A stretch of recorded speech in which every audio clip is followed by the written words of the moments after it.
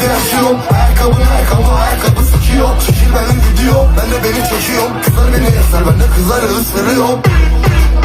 Şöyle manzara, ancak para cepte oldu bana mandala. O olimpik marsil, silahla kombinasyon. Her şarkı 3 günde 1 milyon bas. Yediniz bitiremediniz Eray Mansur. Bu nasıl bir proje oğlum Eray Mansur? Bunları dinleyen var mı Eray Mansur? Götünüze girsin Eray Mansur. Enes bunu bipleme moruk duysunlar. Tüm daha fazla uçuyor kurşunlar. İsmi yok, ismi fitiş, bunlar sosyal toksik real life. Doğuştan normal.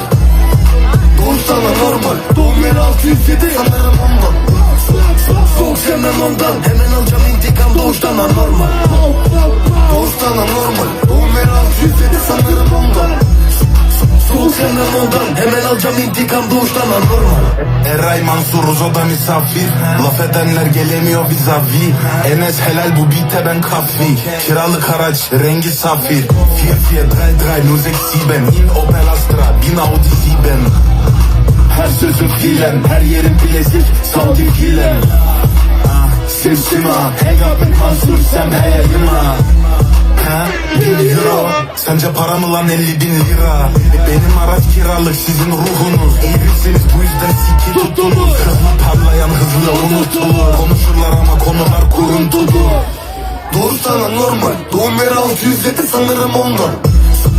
Soğuk sevmem ondan. Hemen alacağım intikam doğuştan anormal. Doğuştan anormal. Doğum yeri 607 sanırım ondan. Soğuk sevmem ondan.